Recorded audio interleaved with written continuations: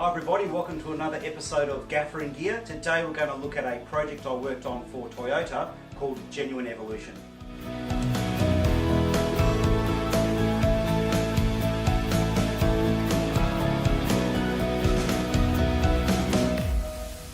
The first thing about this shoot was it was a heap of fun. I'm not into motorsport, but I couldn't help but be in awe of the skill of these drivers. It was amazing to watch every day. Now, we shot this at the decommissioned Altona Toyota plant. The great thing about having a decommissioned plant to shoot in was we were never in anybody's way, and we could shoot wherever we wanted. The disadvantage was pretty much all of the power had been stripped out prior to us getting there. So we only had 6 temporary 3-phase outlets that we had access to, which sounds like a lot, but this factory is colossal. It's massive. It's so big, in fact, that it actually featured in the documentary series Mega Factories. So quite often we'd have the closest 3-phase outlet would be 75 metres away from where we're filming. So we could get power from that 3-phase outlet to the edge of the set, but quite often the other side of the set we couldn't get power to, and we'd have to run everything off portable generators. So in this video we had 3 primary lighting states. So the first look we were after was where we introduced Baue Yates, the driver. So the brief on that was backlit, lots of shafts through smoke, long shadows. So normally a setup like this is a piece of cake. Just shoot it at night, put up a backlight and off you go. But we had a problem. We couldn't shoot at night. The budgets and the schedule didn't allow for it. And the factory was too big to black out. So that left us with only one option, and that was to overpower the daylight. The main way we were able to get around this is our director of photography, Callum, managed to push for a schedule change and have this shot first thing in the morning, and that was crucial. So if we shot it middle of the day, we would have had the sun above the factory coming in through the skylights and ruining our scene. But shooting it in the morning, the sun was off to one side and not coming through our skylights, and that was absolutely critical. And that's why it's important to do location recce's. Without a location recce, we wouldn't have had the schedule change. For this scenario, I decided to go with the old school 4K PARs, the ones that require drop-in lenses. Now this is going to surprise a lot of people because you need a lot of light. You would think that you go with the M40s because after all the rhetoric going around the industry at the moment is that these things are brighter than the old school units. Now that is true in flood only, and that's because these units have a rippled reflector, or a, what's the technical term? Faceted reflector. So all those ripples and facets are designed to spread the light evenly in all directions.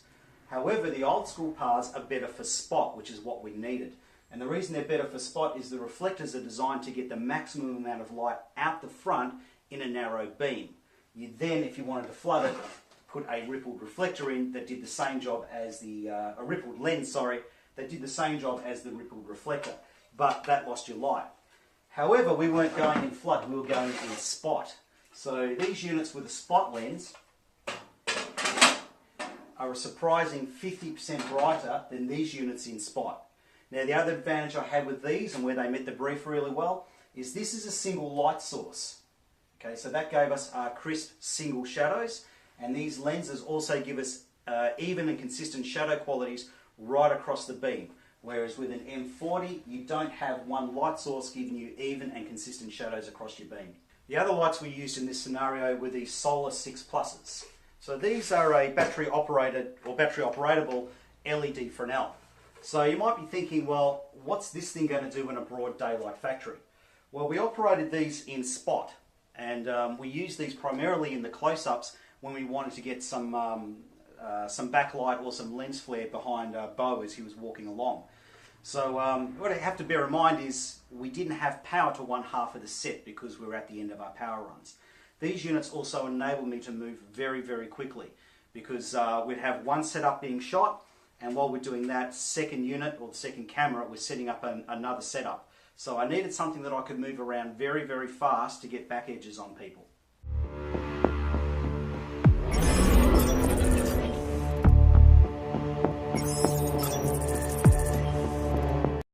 Next up was the car reveals and the main opening title sequence.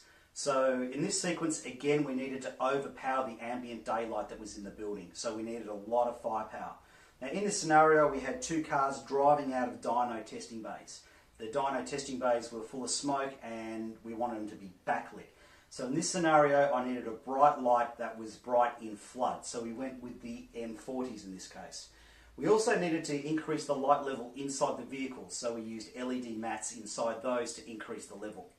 Now, when the cars got out of the dyno testing bays, the brief was they wanted it to look a little bit grittier with the lighting. So what we opted for was a change in colour temperature. So the cars, when they left the dyno bays, were lit with old school Studio 5K tungsten units.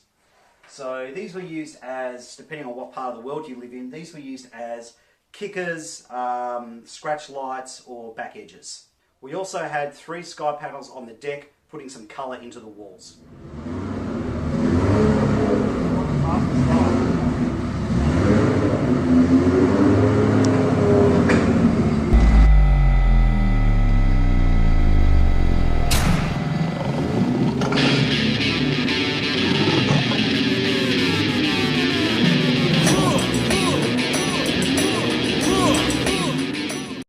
So last up was the cars doing their thing, racing around.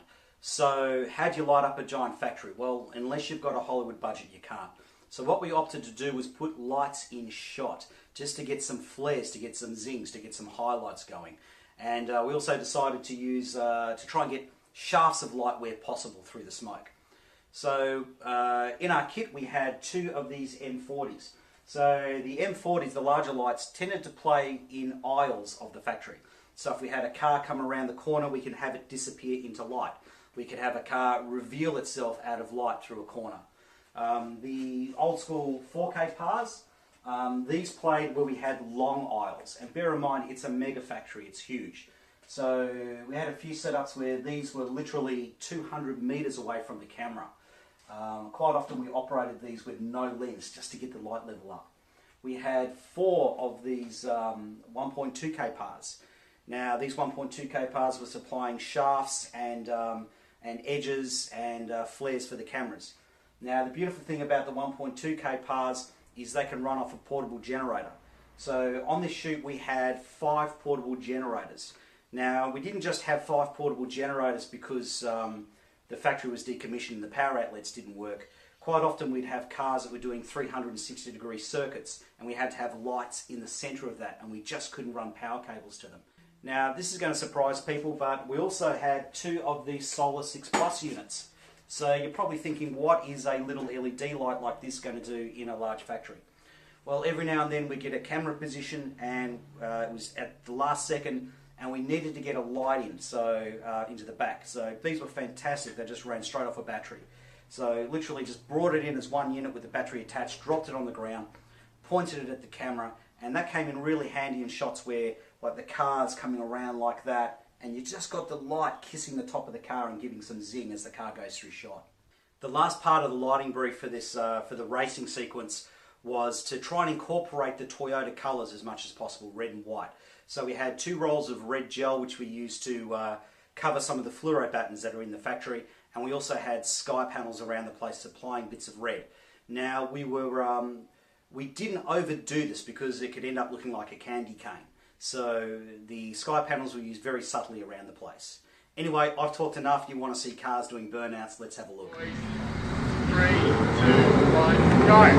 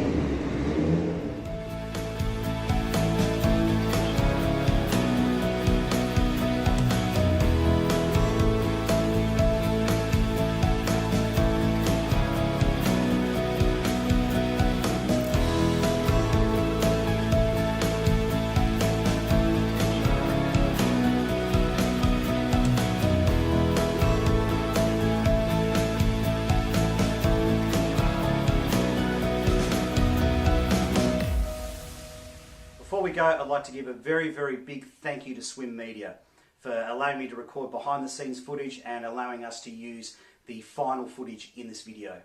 Also, before you go, have a look at the comments section below. You will find a link to the final video and also a link to Swim Media.